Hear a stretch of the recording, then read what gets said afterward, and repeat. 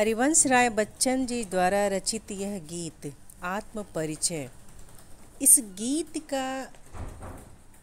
गीत के बारे में कवि जो है वो कहना चाहता है इस गीत के माध्यम से कि स्वयं को जानना दुनिया को जानने से ज़्यादा कठिन है।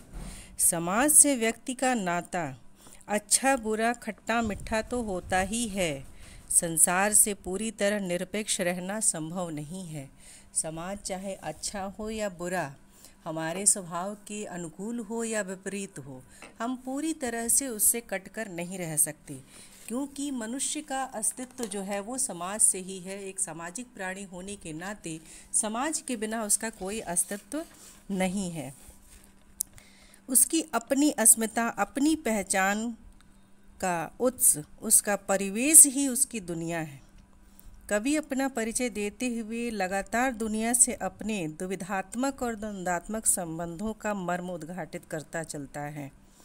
वह पूरी कविता का सार एक पंक्ति में कह देता है कि दुनिया से मेरा संबंध प्रीति कलह का है। प्रीति कलह से है कि मैं दुनिया मेरे स्वभाव के विपरीत भी है, मुझे बुरी भी लगती है, और इस दुनिया से ही मुझे प्रेम भी है, स्नेह भी है। मेरा जीवन विरुद्धों का सामंजस्य है। कवि इस गीत में कई जगह इस तरह की अभिव्यक्ति करता है कि उन्मादों में अवसाद, रोदन में राग, शीतल वाणी में आग, इस तरह की उक्तियों के माध्यम से वह अपने समाज के साथ अपने व्यवहार का विरोधाभास अभिव्यक्त करता है। अब मैं इस गीत का भावार्थ आपको बताऊंगी। मैं जग जीवन का भार लिए फिरता हूँ, फिर भी जीवन में प्यार लिए फिरता हूँ। कर दिया किसी ने झंकृत जिनको छूकर, मैं सांसों के दो तार लिए फिरता हूँ। मैं स्नेह सुरा का पान किया करता हूँ, मैं कभी न जग का ध्यान किया करता हूँ। जग पूछ रहा उनको जो जग की गाते, मैं अपने मन का गान किया करता हूँ। इस गीत में कवि ने जीवन जीने की शैली को बताया है कि उसकी स्वयं के जीवन को जीने की शैली क्या है, जीवन के प्रति उसका अपना व्यक्तिगत दृष्टिकोण क्या है, तथा दुनिया से उसके द्वंद्वात्मक संबंधों को इस गीत के माध्यम से उसने उजागर किया है। इन पंक्तियों में बच्चन जी कहते हैं कि मैं जग जीवन का भार लिए फिरता हूँ, फिर भी जीवन में प्यार लिए फिरता हूँ। कवि कहता है कि मैं संसार में जीवन का भार उठाकर घूमता रहता हूँ, अर्थात कि ये संसार जो है मेरे स्वभाव के विपरीत है। इस वजह से ये जीवन मेरा कभी कभी भार की तरह महसूस होता है। इसके बावजूद मेरा जीवन प्यार से भरा पूरा है। इसके बाद भी, स्वभाव विपरीत होने के बाद भी, संसार मेरे स्वभाव के प्रतिकूल होने के बाद भी मेरे मन में स्नेह और प्रेम जो है वो भरा हुआ है, वो कहीं से कम नहीं हुआ है। जीवन की समस्याओं के बावजूद कवि के जीवन में प्यार है। कर दिया किसी ने झंकृत जिनको छूकर, मैं सांसों के दो तार लिए फिरता हूँ। उसका जीवन एक सितार की तरह है जिसे किसी ने छूकर झंकृत कर दिया। जब कोई तार वाले वाद्य यंत्र होते हैं, उनके तारों को खींचने पर उसमें एक झनकार की ध्वनि उत्पन्न होती है। तो अपने सांसों की डोर की तुलना कवि ने उन वाद्य यंत्रों के तारों से की है और स्वयं की तुलना उस वाद्य यंत्र से की है। इसके फलस्वरूप उसका जीवन जो है वो संगीत से भरा हुआ है। वो मानता है कि संगीत जिसके मन में है, अर्थात प्रेम उसके मन में है। जहाँ प्रेम है वहाँ संगीत है और कला है। मैं सांसों के दो तार लिए फिरता हूँ। उसका जीवन इन्हीं तार रूपी सांसों के कारण चल रहा है, यानी कि प्रेम और स्नेह के कारण ही उसका जीवन जो है वो चल रहा है। उसने स्नेह रूपी शराब भी पी रखी है। कवि कहता है कि मैं स्नेह सुरा का पान किया करता हूँ। स्नेह सुरा, इन पंक्तियों में शब्दालंकार और अर्थालंकार दोनों का चमत्कार है। स्नेह सुरा से अनुप्रास भी होगा और स्नेह रूपी सुरा का पान करने से रूपक अलंकार भी होगा। मैं स्नेह सुरा का पान किया करता हूँ, मैं कभी न जग का ध्यान किया करता हूँ। कवि कहता है कि वह स्नेह रूपी सुराय अर्थात कि मदिरा का पान करता है, उसे ग्रहण करता है, अर्थात प्रेम किया है तथा बांटा है। वो सिर्फ प्रेम में ही जीता है, प्रेम को स्वीकार करता है और प्रेम ही बांटता है। उसने कभी संसार की परवाह नहीं की। मैं कभी न जग का ध्यान किया करता हूँ। कहता है कि संसार के रीति रिवाजों, ऊंच नीच, भेदभाव को मैं कभी नहीं मानता, और न ही वो मेरे व्यवहार पे किसी तरह की टीका टिप्पणी आलोचना करते हैं तो मैं उसकी परवाह किया करता हूँ। मैं अपनी धुन में रहता हूँ, मैं अपने मन का गान किया करता हूँ। कवि कहता है कि जग पूछ रहा उनको जो जग की गाते, मैं अपने मन का गान किया करता हूँ। कवि कहता है कि संसार के लोगों की प्रवृत्ति है कि वे उनको पूछते हैं जो संसार के नियमों के अनुसार चलते हैं, यानी कि संसार के बनाए नियमों का अनुकरण करते हैं। तो संसार उन्हीं को पूछता है, उन्हीं का गुणगान किया करता है। लेकिन कवि को इस बात की कभी अपेक्षा ही नहीं रही कि संसार उसका गुणगान करे या उसकी उपेक्षा करे। मैं अपने मन का गान किया करता हूँ। कवि अपने मन की इच्छा अनुसार चलता है, अर्थात वह वही करता है जो उसका मन करता है। इन पंक्तियों में बच्चन जी ने अपने निजी प्रेम को स्वीकार किया है। वो संसार के स्वार्थी स्वभाव पर भी टिप्पणी करते हैं। स्नेह सुरा वो सांसों के तार में रूपक अलंकार है। जग जीवन स्नेह सुरा में अनुप्रास अलंकार है।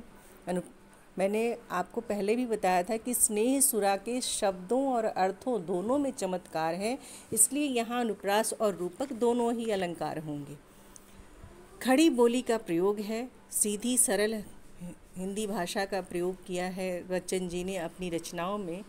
उन्हें स्वच्छंदतावादी कवि भी कहा जाता है। वो छायावाद की लाक्षणिक वक्रता से हटकर उन्होंने अपने काव्य में सीधी सरल भाषा को अपनाया।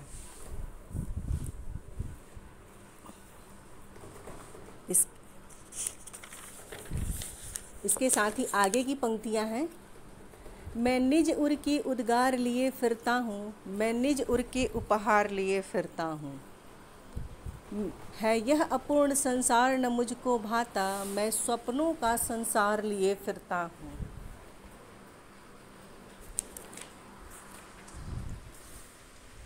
मैं जला हृदय में अग्नि दहा करता हूँ, सुख दुख दोनों में मग्न रहा करता हूँ। जग भव सागर तरने को नाव बनाए, मैं भव मौजों पर मस्त बहा करता हूँ। कवि इन पंक्तियों के माध्यम से कहता है कि मैं निज उर में उद्गार लिए फिरता हूँ, अर्थात कवि अपने मन की भावनाओं को दुनिया के सामने कहने की कोशिश करता है। यानी कि वो उसके मन में जो बातें हैं वो उद्गार है, वो अपने हृदय को उद्गार को अभिव्यक्त करना चाहता है संसार के सामने। मैं निज उर के उपहार लिए फिरता हूँ। उसे खुशी के जो उपहार मिले हैं उन्हें वह साथ लिए फिरता है। यानी कि उसके जीवन में जो भी प्रेम रूपी खुशी या प्रसन्नता आई है उसे वो उपहार समझता है। इसलिए कवि कहता है कि मैं निज उर के उद्गार लिए फिरता हूँ, मैं निज उर के उपहार लिए फिरता हूँ। कवि अपने मन के उद्गार, अपने मन की भावनाओं को दुनिया के सामने प्रस्तुत करना चाहता है, करने का प्रयास भी करता है, और उसे प्रेम रूपी जो खुशी और प्रसन्नता जीवन में मिले हैं उन्हें वह साथ लिए फिरता है, जिसे वो उपहार कहता है यह अपूर्ण संसार न मुझको भाता, मैं स्वप्नों का संसार लिए फिरता हूँ। उसे यह संसार अधूरा लगता है, क्योंकि जिस तरह के संसार की कल्पना कवि करता है उस तरह का संसार उसे यथार्थ में नहीं मिलता। तो ये जो जिस संसार में उसका जीवन है उस संसार को वो अपनी कल्पना के अनुसार अधूरा मानता है। इस कारण वह उसे पसंद नहीं आता, क्योंकि वो उसके स्वभाव के विपरीत है। उसे मैं स्वप्नों का संसार लिए फिरता हूँ, वह अपनी कल्पना का संसार लिए फिरता है। उसने अपनी कल्पना में एक ऐसे संसार की रचना की है जो उसके स्वभाव के अनुसार सही है। उसे प्रेम से भरा संसार अच्छा लगता है। वो उसी संसार में जीता है, अपनी काल्पनिक बनाए हुए काल्पनिक संसार में ही वह विचरण करता है। मैं जला हृदय में अग्नि दहा करता हूँ, सुख दुख दोनों में मग्न रहा करता हूँ। वह कहता है कि मैं अपने हृदय में अग्नि जलाकर उसमें जलता हूँ। किस तरह की अग्नि? प्रेम रूपी अग्नि, अर्थात मैं प्रेम की जलन को स्वयं ही सहन करता हूँ। मैं अपने हृदय में प्रेम रूपी अग्नि जलाकर और मैं उसमें स्वयं जलता हूँ। यानी कि जब व्यक्ति प्रेम में होता है तो उसे संयोग और वियोग, संयोग की प्रसन्नता के साथ वियोग रूपी अग्नि में भी जलना पड़ता है। सुख दुख दोनों में मग्न रहा करता हूँ। प्रेम की दीवानगी में मस्त होकर जीवन के जो सुख दुख आते हैं उनमें मस्त रहता हूँ। यह प्रेम ही उसके जीवन का आधार है, जिसमें वह सुख और दुख दोनों में सामंजस्य स्थापित कर लेता है। वो प्रेम ही उसका साहस है, वह प्रेम ही उसकी शक्ति है, जो कि उसे सुख और दुख दोनों में विचलित नहीं होने देती। वह दोनों में मग्न रहा करता है। जग भव सागर तरने को नाव बनाए, मैं भव मौजों में मस्त बहा करता हूँ। कवि कहता है आगे की पंक्तियों में कि यह संसार आपदाओं का सागर है। लोग इसे पार करने के लिए कर्म रूपी नाव बनाते हैं, क्योंकि लोगों को लगता है कि सांसारिक जीवन से मोक्ष प्राप्ति करने के लिए अच्छे कर्म रूपी जब नाव बनाएंगे तभी इसी भव सागर को हम पार कर पाएंगे। परंतु कवि संसार रूपी सागर की लहरों पर मस्त होकर बहता है। मैं भव मौजों में मस्त बहा करता हूँ। वह संसार रूपी सागर की लहरों पर मस्त होकर बहता है। उसे संसार की कोई चिंता नहीं। उसने प्रेम के अलावा किसी चीज़ में अपना ध्यान नहीं लगाया। प्रेम के अलावा उसको किसी चीज़ में रुचि नहीं है कि संसार किस तरह के कर्म के नियम बनाता है, किस तरह के मोक्ष के नियम बनाता है। उसे लगता है कि स्नेह और प्रेम ही सर्वोपरि है। उसे इस तरह के सांसारिक जीवन में उलझने की कोई आवश्यकता नहीं है। कवि ने प्रेम की मस्ती को प्रमुखता दी है इन पंक्तियों में। वह व्यक्तिवादी विचारधारा की प्रमुखता है। वह स्वप्नों का संसार में अनुप्रास तथा भव सागर और भव मौजों में रूपक अलंकार है। भव सागर यानी कि संसार रूपी सागर, भव मौज यानी कि संसार रूपी भव मौज, भव रूपी मौज यानी कि संसार रूपी मौज। यहाँ भी खड़ी बोली है और कुछ तत्सम शब्दों का प्रयोग है। श्रृंगार रस की अभिव्यक्ति पूरे गीत में है। आगे की पंक्तियों में कवि कहता है,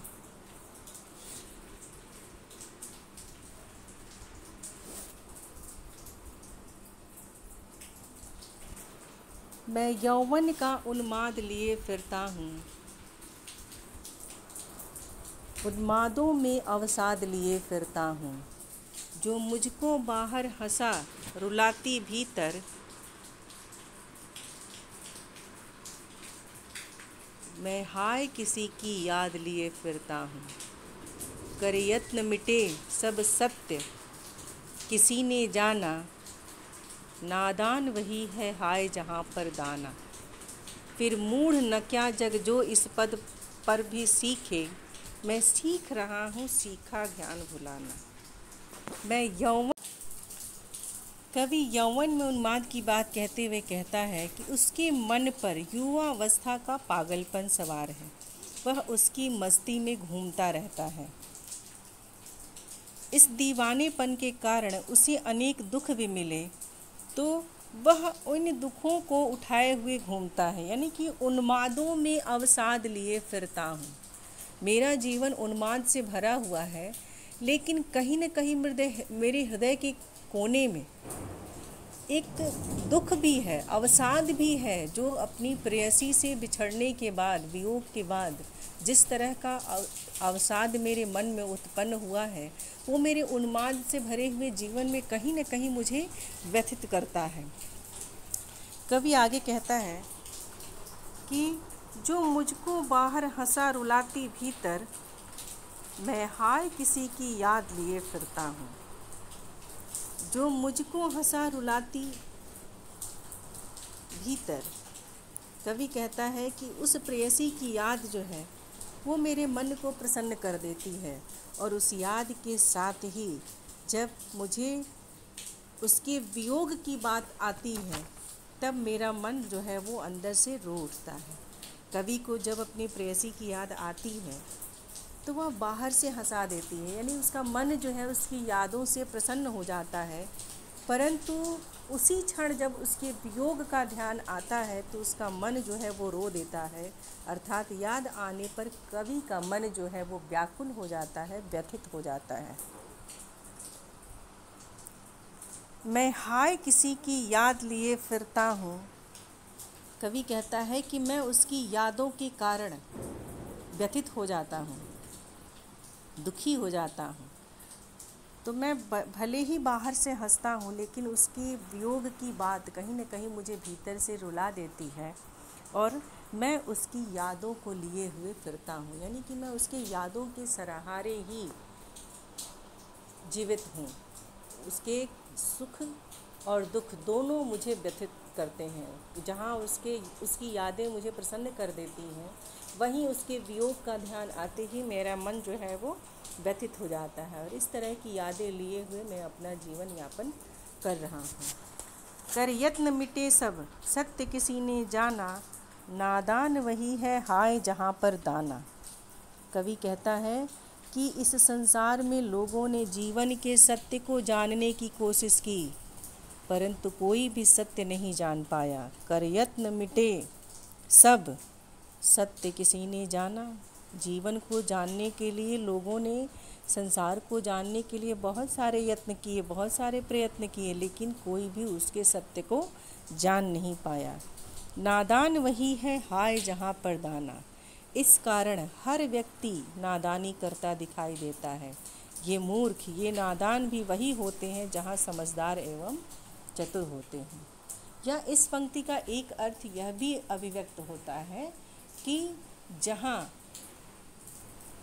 हमें भौतिक संसाधन प्राप्त होते हैं, आर्थिक संसाधन प्राप्त होते हैं, वहीं हम गलतियाँ भी करते हैं, मूर्खता भी करते हैं। फिर मूढ़ न क्या जग जो इस पर भी सीखे, मैं सीख रहा हूँ सीखा ज्ञान बुलाना। इसी बात को आगे कवि जो है परिभाषित करते हुए कहता है कि फिर मूढ़ न क्या जग जो इस पर भी सीखे। हर व्यक्ति जो है वो वैभव समृद्धि भोग सामग्री की तरफ भाग रहा है। हर व्यक्ति अपने स्वार्थ को पूरा करने के लिए भाग रहा है। मैं सीख रहा हूँ सीखा ज्ञान भुलाना। वे इतना सत्य भी नहीं सीख सके। कवि कहता है कि मैं सीखे हुए ज्ञान को भूलकर नई बातें सीख रहा हूँ, अर्थात सांसारिक ज्ञान की बातों को भूलकर मैं अपने मन के कहे अनुसार चलता हूँ। यानी कि सांसारिक जीवन जो कहता है कि भौतिक सुख ही यथार्थ है, इसको जुटाने में, इसको एकत्रित करने में पूरा संसार लगा हुआ है, सब इसी के पीछे भाग रहे हैं। लेकिन मुझे पता है कि इसको कैसे एकत्रित किया जा सकता है, फिर भी मैं इस सीखे हुए ज्ञान को भुलाना चाहता हूँ, क्योंकि मेरे जीवन में प्रेम ही सर्वोपरि है, प्रेम के लिए ही जगह है। इन पंक्तियों में कवि ने अपनी आत्मा भी व्यक्त की है, तथा अंतिम 4 पंक्तियों में वह सांसारिक जीवन के विषय में बताता है। उन्मादों में अवसाद में विरोधाभास अलंकार है। उन्माद और अवसाद दोनों विरोधी चीज़ें हैं, तो इस पंक्ति में विरोधाभास अलंकार है। लिए फिरता हूँ की आवृत्ति से गीत में गेयता आती है, यानी कि यह गाने योग्य हो जाता है।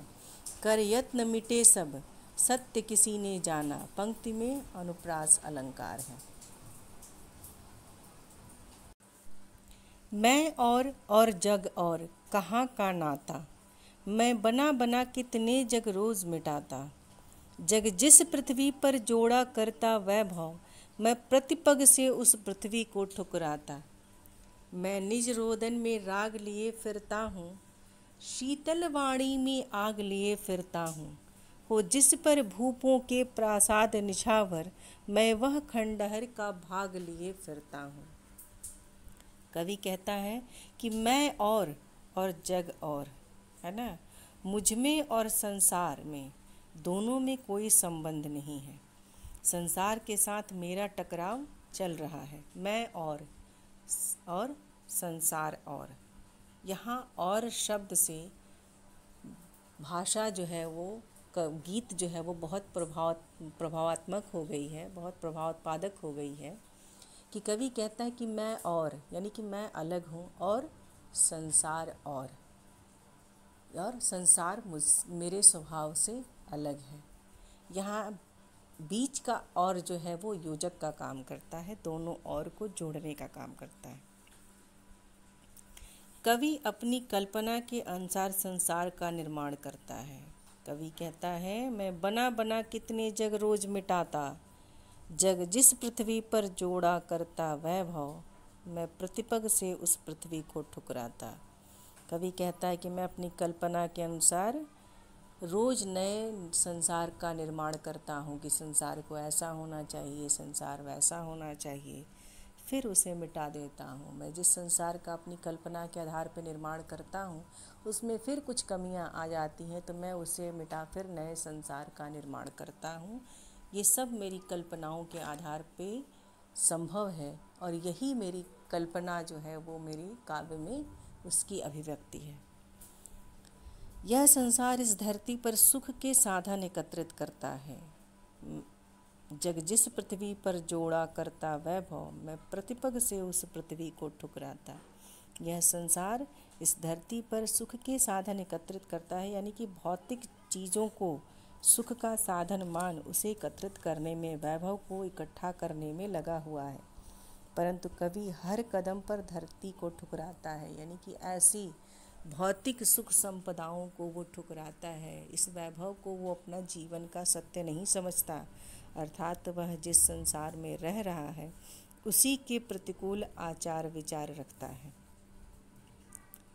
मैं निज रोदन में राग लिए फिरता हूँ, शीतल वाणी में आग लिए फिरता हूँ। कवि कहता है कि वह अपने रोदन में भी प्रेम लिए फिरता है, यानी कि जो उसके हृदय से उसके व्यथा जो है, व्यथा की अभिव्यक्ति होती है तो उसमें भी एक राग है, उसको भी संसार एक राग समझता है, एक गीत समझता है। उसकी शीतल वाणी में भी आग समाई हुई है, अर्थात उसमें असंतोष झलकता है। वह अपने मधुर गीतों के माध्यम से संसार की बनाई हुई परंपराओं और रीति रिवाजों के प्रति अपने विद्रोह की अभिव्यक्ति करता है। वह मधुर गीतों के माध्यम से विद्रोह की अभिव्यक्ति करता है। इसलिए कवि कहता है कि शीतल वाणी में आग, यानी कि काव्य और गीतों के द्वारा विद्रोह की स्थिति पैदा करना या अपने मन के विद्रोह की अभिव्यक्ति करना। तो यहाँ भी विरोधाभास है। शीतल वाणी में आग, उसका जीवन प्रेम में निराशा के खंडहर सा है। हो जिस पर भूपों के प्रसाद निछावर, मैं वह खंडहर का भाग लिए फिरता हूँ। उसका जीवन जो है प्रेम में कहीं न कहीं निराश हो गया है। अपनी प्रेयसी के वियोग के कारण उसका मन जो है वो निराशा से भर गया है और उसके जो अवशेष, उसकी स्मृतियों का जो अवशेष है वह किसी महल के खंडहर के समान है। जैसे कि पूरा महल टूट फूट कर कुछ अवशेष उसके बच जाते हैं जिसको हम खंडहर कहते हैं, वैसे ही उसके मन में उसकी प्रेयसी की स्मृतियों के अवशेष हैं। फिर भी उस पर राजाओं के महल निछावर होते हैं, यानी कि वह उन यादों के सहारे जीवन यापन कर सकता है, लेकिन भौतिक सुखों के पीछे नहीं भागता। वही स्मृतियाँ उसके जीवन का आधार हैं और उस पर वह भौतिक सुखों को ठुकरा देता है। इसलिए कवि कहता है कि हो जिस पर भूपों के प्रासाद निछावर, मैं वह खंडहर का भाग लिए फिरता हूँ। यानी कि वो यादें, वो अवशेष, खंडहर रूपी अवशेष मेरे लिए मेरी संपूर्ण थाती हैं, मेरी पूंजी हैं। उस पर मैं भौतिक सुखों रूपी भूपों यानी कि राजाओं के महल को निछावर कर सकता हूँ। फिर भी वह ऐसे खंडहर का वह एक हिस्सा लिए घूमता है जिसे वह महल पर न्यौछावर कर सकता है। यानी कि उन खंडहर रूपी स्मृतियों के अवशेष पर वह भौतिक सुखों को न्यौछावर कर सकता है। कवि ने अपनी अनुभूतियों का इन पंक्तियों के माध्यम से परिचय दिया है। कहाँ का नाता, कहता है कवि कि मैं और जग और कहाँ का नाता, इसमें वो प्रश्न पूछता है। तो प्रश्न अलंकार यहाँ होगा। रोदन में राग और शीतलवाड़ी में आग में विरोधाभास अलंकार है। बना बना कितने जग रोज मिटाता, इसमें बना बना शब्द में पुनरुक्ति प्रकाश अलंकार है। और की आवृत्ति में यमक अलंकार है। यहाँ 3 और का उस पंक्ति में प्रयोग है। जो 2 और का अर्थ अलग अलग है, एक बीच का जो और है वो योजक का काम करता है। कहाँ का और जग जिस पृथ्वी पर में अनुप्रास अलंकार की छटा है और पूरे गीत में जो है वो श्रृंगार रस की अभिव्यक्ति है।